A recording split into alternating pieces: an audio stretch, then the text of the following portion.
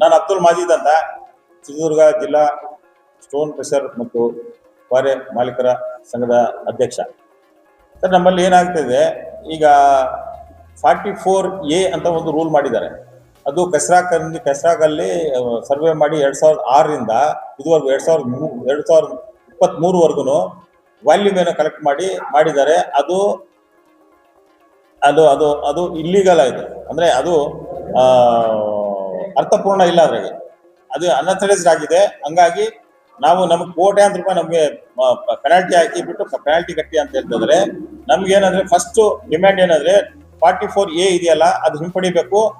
ಮುಂದೆ end user ಇಂದ royalty collect ಮಾಡಬೇಕು. ಈಗ ಡ್ಯುಯಲ್ ಪಾಲಿಸಿ ಆಗಿದೆ, ಡ್ಯುಯಲ್ ಪಾಲಿಸಿಯಲ್ಲಿ ಬಿಟ್ಬಿಟ್ಟು ಈಗ ಒಂದ್ ಕಡೆ ಎಲ್ಲಾನ ಕಲೆಕ್ಟ್ ಮಾಡ್ರಿ ರಾಯಲ್ಟಿ, ಇಲ್ಲ ಐದರ್ ಕ್ರೆಷರ್ ಕಡೆ ಮಾಡ್ಲಿ, ಇಲ್ಲಂದ್ರೆ ಎಂಡ್ ಯೂಸರ್ ಎಂಡ್ ಪಾಯಿಂಟ್ ಅಲ್ಲಿ ಕಲೆಕ್ಟ್ ಮಾಡ್ಲಿ. ಅದು ಮೂರನೇದು ಏನಂದ್ರೆ ಈ ಹ್ಯಾರಾಸ್ಮೆಂಟ್ ಮಾಡ್ತಿದಾರಲ್ಲ ಡಿಪಾರ್ಟ್ಮೆಂಟ್, ಆ ಡಿಪಾರ್ಟ್ಮೆಂಟ್ ಹ್ಯಾರಾಸ್ಮೆಂಟ್ ನಿಲ್ಬೇಕು. ಹಾಗಾಗಿ ಈ ಅಕಸ್ಮಾತ್ ನಮ್ಮ ಡಿಮ್ಯಾಂಡ್ಗಳು ಏನಾದ್ರು ಸರಿಪಡಿಸದೇ ಇದ್ರೆ ನಾವು ಮುಂದಿನ ದಿನಗಳಲ್ಲಿ ಮುಂದಿನ ಒಂದು 8 ದಿವಸ ನೋಡ್ಬಿಟ್ಟು ಆಮೇಲೆ ನಾವು ನಮ್ಮ ಉಗ್ರ ಹೋರಾಟ ಮಾಡ್ತೀವಿ. ಕ್ರೆಷರ್ಗಳೆಲ್ಲ ಬಂದ್ ಮಾಡ್ತೀವಿ. ಎಲ್ಲೂ 1 kg ಜಲ್ಲಿನೂ ಬರ್ದಂಗೆ ನಮ್ಮ ರಾಜ್ಯಕ್ಕೆ ಬರ್ದಂಗೆ ನಾವು ನೋಡ್ಕೊಂತೀವಿ. ಇದು ನಮ್ಮ ಡಿಮ್ಯಾಂಡು. ನಿಮ್ಮ ಕಡೆಯಿಂದ ನಿಮ್ಮ ಕಡೆಯಿಂದ ನಾವು ಈ ಸರ್ಕಾರಕ್ಕೆ ಎಚ್ಚರಿಕೆ ಕೊಡ್ತಾ ಇದ್ದೀವಿ. ನಮಸ್ಕಾರ, ನನ್ನ ಹೆಸರು ಸುರೇಶ್ ಬಾಬು ಅಂತ, ಚಿತ್ರದುರ್ಗ ಜಿಲ್ಲಾ ಕ್ವಾರೆ ಮತ್ತು ಕ್ರಷರ್ ಮಾಲೀಕ ಸಂಘದ ಸದಸ್ಯರು. ಕರ್ನಾಟಕ ರಾಜ್ಯದಾಗೆ ಭಾಳಷ್ಟು ಕಾನೂನು ಪಾಲಿಸಿಗಳು ಮಾರ್ಪಾಡಾಗಿಲ್ಲ. 1994ರಿಂದನೂ ಸಹ ಅದೇ ಪಾಲಿಸಿ ಇದೆ.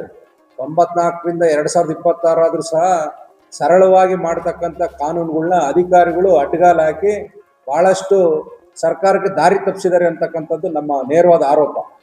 ಯಾಕೆ ಅಂತಂದರೆ ಸರ್ಕಾರಕ್ಕೆ ಬರ್ತಕ್ಕಂಥ ಹಣ ಕೂಡ ಬಂದು ಜಮಾ ಆಗಿದೆ. ಸುಮಾರು ಹೆಚ್ಚು ಕಮ್ಮಿ 8,000 ಕೋಟಿ ಹಣ ಬಂದರೂ ಸಹ ಇಲ್ಲ ಇನ್ನೂ ಬರೋದಿದೆ ಅಂತಂದೇಳಿ ಕ್ವಾರೆ ಮಾಲೀಕರಿಗೆ ನೋಟಿಸ್ಗಳು ಕೊಟ್ಟಿದ್ದಾರೆ. ಭಾಳ ದೊಡ್ಡ ದುರಂತ. 2861 ಕ್ರಷರ್ಗಳು ಇಡೀ ರಾಜ್ಯದಾಗೆ 10 ಲಕ್ಷ ಕುಟುಂಬಗಳು ಸಹ ಇದು ನಂಬ್ಕೊಂಡು ಜೀವನ ಮಾಡ್ತಿದ್ರು ಸಹ ಅವ್ರು ಯಾರನ್ನೂ ಪರಿಗಣನೆಗೆ ತಗೊಂಡಿಲ್ಲ ಸರ್ಕಾರ. ಅದರಿಂದ ಮುಂದಿನ ದಿನಗಳಲ್ಲಿ ಕೂಡಲೇ ಈ ಪಾಲಿಸಿ ಬದಲಾವಣೆ ಆಗದಿದ್ರೆ ನಿರಂತರ ಹೋರಾಟ ಆಗ್ತದೆ, ಮುಷ್ಕರ ನಡೀತದೆ, 10 ಲಕ್ಷ ಕುಟುಂಬಗಳು ಬೀದಿಗಿಳಿತವೆ. ಮುಂದಿನ ದಿನಗಳಲ್ಲಿ ಬಹಳ ದೊಡ್ಡ ಉಗ್ರವಾದ ಹೋರಾಟ ಆಗ್ತದೆ ಅಂತೇಳಿ ಈ ಮೂಲಕ ತಮಗೆ ಸರ್ಕಾರಕ್ಕೆ ನಾನು ತಿಳಿಸ್ತಾ ಇದ್ದೀನಿ. ಧನ್ಯವಾದ. ನಮಸ್ಕಾರ, ನಾನು ಆರ್ ನಿರಂಜನ್, ಜಿಲ್ಲಾ ಕ್ರಷರ್ ಮಾಲೀಕರ ಸಂಘದ ಸದಸ್ಯ. ಈ ದಿನ ನಮ್ಮ ಸರ್ಕಾರದವರು ನಮ್ಮ ಏನೋ ಒಂದು ಕ್ರಷರ್ ಉದ್ಯಮದ ಮೇಲೆ ಒಂಥರ ಈ ಗದಾ ಪ್ರಹಾರ ಯಾವ ಥರ ಅಂದರೆ, ಸರ್ಕಾರಕ್ಕೆ ಯಾವ ಥರ ಒಂದು ರಾಯಲ್ಟಿ ಸಂದಾಯ ಆಗಬೇಕು ಅದೆಲ್ಲ ಸಂದಾಯ ಆಗಿದೆ. ಆದ್ರೂ ಕೆಲ ಅಧಿಕಾರಿಗಳ ಒಂದು ತಪ್ಪು ಮಾಹಿತಿ ಮೇಲೆ ಸುಮ್ಮನೆ ನಮ್ಮ ಮೇಲೆ ಇಲ್ಲ ಸಲ್ಲದ ಎಲ್ಲ ಈ ಥರ ಒಂದು ಸರ್ವೆ ಮಾಡಿಬಿಟ್ಟು ಮತ್ತೆ ಪುನಃ ಡಬಲ್ ರಾಯಲ್ಟಿ ಕಟ್ಟಬೇಕನ್ನೋದು ಒಂದು ಅವ್ರ ಉದ್ದೇಶ.